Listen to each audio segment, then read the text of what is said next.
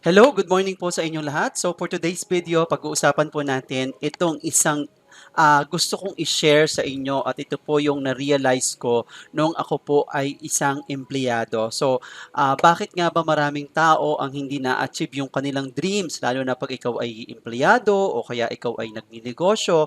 Kasi depende po yan. Dapat po talaga nakabase din po sa inyong income at dapat po gumagamit po tayo ng mathematics kasi minsan tayong mga tao hindi natin na-realize na kailangan po natin na ma-achieve ang ating dream at yan po ay may katumbas na halaga. Minsan hindi po natin kinukompute.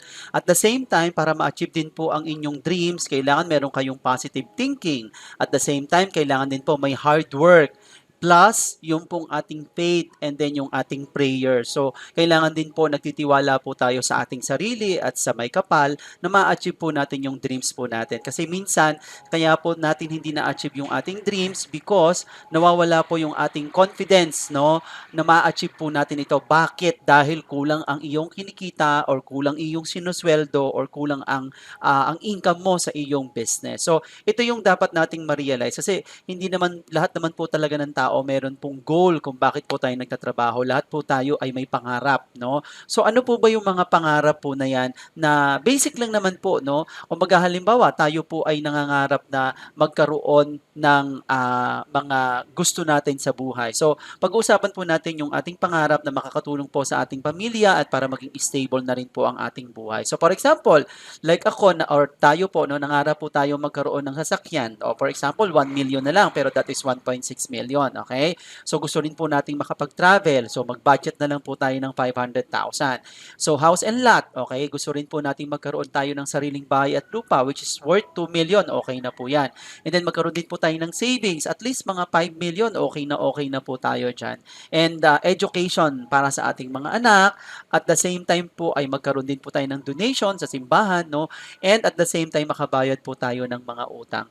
Ngayon, ang gawin niyo po natin dito or gagawin po natin dito, ika-calculate po natin siya lahat. So magkano po yung total po ng ating pangarap? So ang total cost po ng ating mga pangarap ay 10 million or 5 million. Gawin na lang nating 5 million or 10 million. So paano po yan? Let's compute our income or salary. So, sa isang regular na empleyado, pagpalagay na po natin na kumikita po tayo ng 30,000 per month. Okay? 30,000 per month. Pero paano kung mas maliit pa dyan? So, example na lang po ito kung kumikita po tayo ng 30,000 per month. Ngayon, you save 3,000 a month. Kumbaga, 10%, no? Ibig sabihin, in 1 year, nakaipon ka ng 36,000 pesos. Okay? So, walang gastos as in religiously iniipon mo yan. Ibig sabihin, in 5 years, makakaipon ka ng 180,000. In 10 years, 360,000. In 20 years, that's 720,000. And 40 years, makakaipon ka ng 1,440,000. Yon ay kung magagawa mo po yan. Simula na magtrabaho ka kung bata ka pa ngayon. Okay? So, yan po yung posible nyong maiipon in 40 years. Okay? Now, ang laki po ng pangarap po natin pero ang liit po ng income. Ma-achieve po ba natin siya? So, let's realize this. Okay? So, ganito po yan. How many years are you going to work? Okay? Kung ang 3 million po ang dreams nyo, you will work for 83 years. Okay? Bakit? Kasi 3 million divided by 36,000 per year, yun po yung inyong pagtatrabahuhan, 83 years. Paano kung 5 million yung dreams mo? You will work for 138 years because 5 million divided by 36,000. Aabutin po kayo ng 138 years, no? Bago po kayo makapag-achieve ng inyong dream. Okay? Now, kung 10 million naman ang dreams mo, you will work for 277 years. Kaya nyo pa ba yan? O, di ba? Hindi na tayo buhay niyan. So, 10 million divided by 36,000. So, yun po yung dapat ninyong ma-realize. Dapat kina-calculate nyo po lahat. Okay? Now, papaano naman po natin ma-achieve if you are going to earn 100,000 per month. Kasi po dito po sa Live Good, pwede po tayong kumita dito ng 1.2 million per year. Yan po ay posible po dito kung atin lang pong aaralin, no? So, ang 3 million dreams mo, pwede lang po kayo mag-work ng 2.5 years lang po, no? So, baga, pinaikli, okay? 3 million divided by 1.2 million per year, that's 2.5 years lang po yan. O 5 million yung dreams mo, you will work only for 4.1 years, okay? Kasi yung iba po nagtatrabaho ng napakahabang panahon pero dito po, trabahuhin nyo lang po itong si Live Good, unawain, pag-aralan, makipagtulungan po kayo sa amin kasi tutulungan naman po namin kayo. And this is the possibility, okay? So 5 million divided by 1.2 million, 4.1. Paano kung 10 million yung dreams mo? You will work only for 8.3 years, no? So, dito po kay Live Good, ang gawin nyo lang po dito pag-aralan, okay? Lahat po ng bagay na papag-aralan. Kung kayo nga po, nagtapos nga po kayo ng college, di ba?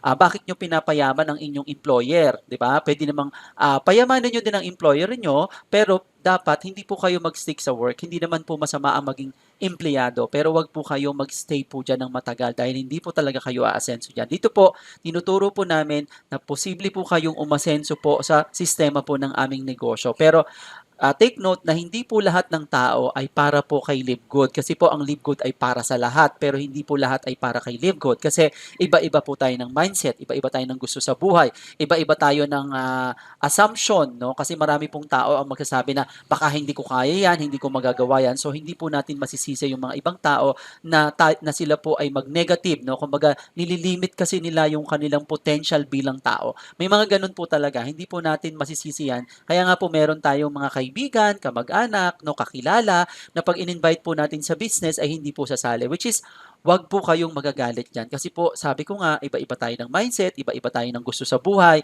iba-iba tayo ng pananaw, no? Kasi depende po yan sa pananaw po natin, no? Minsan po yung takot, no? Yung takot natin sa isang bagay na hindi natin magagawa. Pero minsan kasi may mga tao na hindi pa naman sinusubukan, natatakot na agad. So, dito po kay Live Good, mas maganda pag-aralan nyo po ang business, i-guide naman po namin kayo at posible po talaga na ito yung inyong maging income. So, imagine niyo po, no, you will reach your dreams in a matter of 8.3 years, 2.5 years, or 4.1 years, no? So, marami na po dito ang nakakagawa po niyan, okay? So, ganun lang po. You can always dream and your dreams can come true, but if you have to make them come true. Anong ibig sabihin yan? Okay? Pwede po kayong mangarap, no? Mangarap po kayo ng mangarap at posible po yung matupad. Kaya lang kailangan po ninyong magtrabaho, okay? Kasi po marami naman po talagang masisipag, kaya lang wala po sa tamang opportunity. Okay?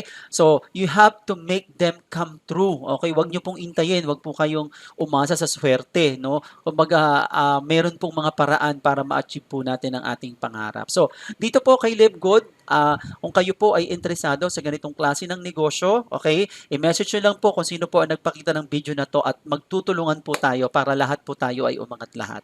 So, yun lang po. Hope may na-realize kayo sa aking na-discuss and thank you po sa pakikinig and maraming salamat po. Bye-bye.